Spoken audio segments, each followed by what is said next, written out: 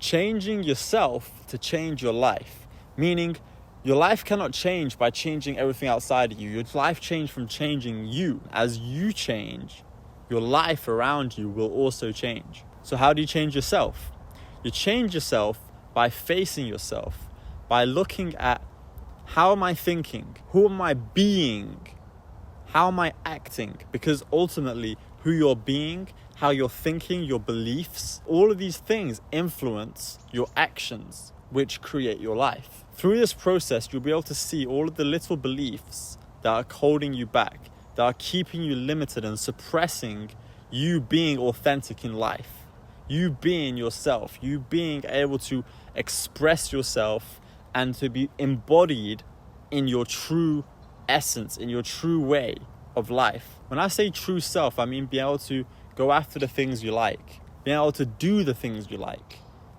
I mean be able to be you and be comfortable in being yourself. You may really want to say something, you may really want to do something in situations in your life, but you hold yourself back because you're not being yourself, because that's what it is. If you think in your mind, oh, I want to say this, but then if you say, oh no, I'm not going to say it, then you're suppressing yourself. You're not being your true self. You're not being authentic. Changing your life is really about becoming your true self in life. Last year I went on a journey of trying to find God, trying to understand God. And in my pursuit, I discovered myself.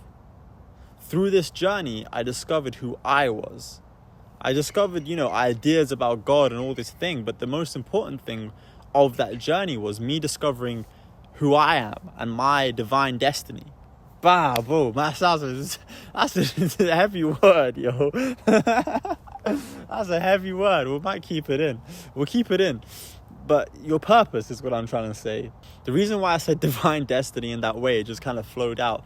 This morning I was reading about Zoroastrianism, which is the original religion and spiritual belief system of Iran.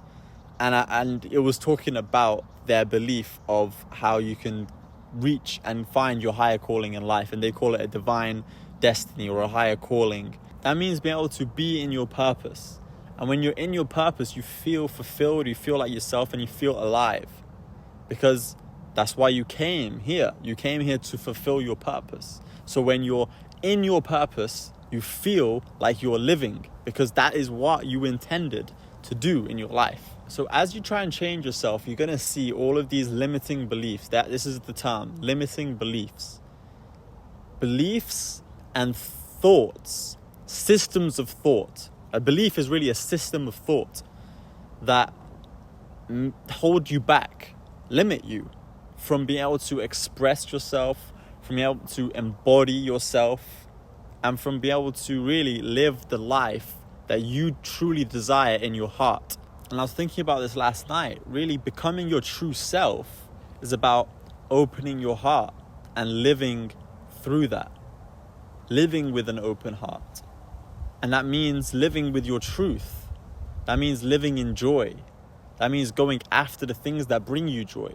It was 2 months ago today that I really started uploading on a regular basis. And I started these series of videos talking about my practice, my spiritual practice, and the way I see life and different little tools that I use. As soon as I made that one little shift, my whole life changed. I started to feel authentic. I started to feel like my true self. I started to feel lighter, more joyous. And just from that change, loads of other changes started happening. And even from that change, it started from me choosing to meditate every morning, me choosing to have a morning practice. And then I started to YouTube. And now I'm starting different things. And it's all coming together to create a change in my life, to create a more authentic life. And it's from me embodying myself. I am someone who likes to create. I'm someone who likes to create videos. I'm someone who likes to express myself and express my ideas and share my ideas. And as soon as I started embodying those characteristics, I started to embody the characteristics of my true self. And so my life began to be in more harmony. My life began to be more joyous. My life began to change in just changing a few little things. Being like, okay, I need to do this. I made a video talk about when I started writing again. Just from writing, I got to go, yeah, I remember my purpose. I love writing.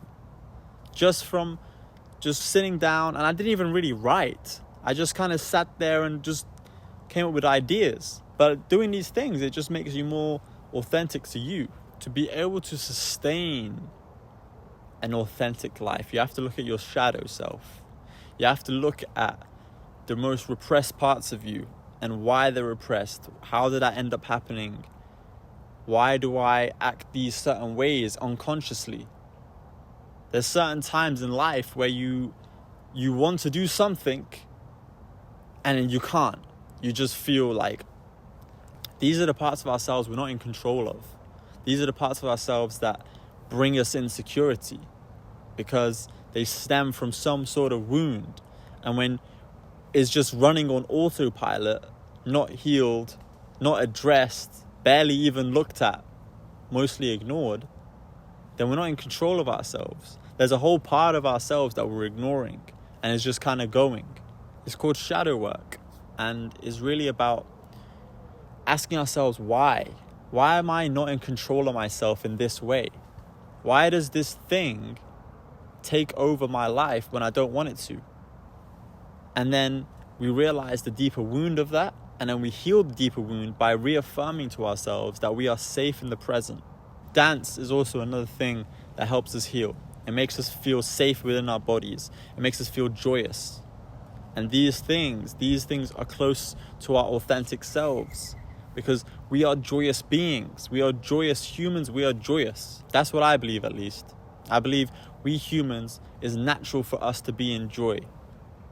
And dance is one of those things that it allows us to be in joy. It allows our bodies to be free. It allows our bodies to feel safe. And allows us to feel safe within our bodies. That shift alone will change your life. Feeling safe in your body will change your life. Why would it change your life? Because our body is the vehicle we live life. This is our vehicle. This is how we live life, is in this body. If we don't feel safe in this body, then our whole perception of the world will be that of fear. But when we feel safe in the body, when we feel secure, the world will also present itself in that safe, harmonious, peaceful way. But come to that mental understanding that to change your life, you change yourself. You don't change anything around you. You change yourself. And when you change yourself, then you can step into new activities around you. I'm not going to say that you shouldn't go change your environment. You shouldn't go into new environments, discover new things. Of course, that's part of changing yourself, really. It goes hand in hand. It's a bit of a trip, but that all changes yourself. Allow it to come in little increments with inspired moments where you feel inspired. I should change this one thing. And then you see a big shift. And then you change another little thing, and then you see a big shift. It's with little things you can see massive improvement, expansion of who you are. Like I said, being your authentic self is about opening your heart to the universe, allowing yourself to be authentic, allowing yourself to be joyous, allowing yourself to go towards the things that you love, the things that bring you joy, that bring you satisfaction, that make you feel alive. That's about opening your heart. All right, I'm hungry, so I'm gonna go. But I hope you enjoyed. Take care. Peace.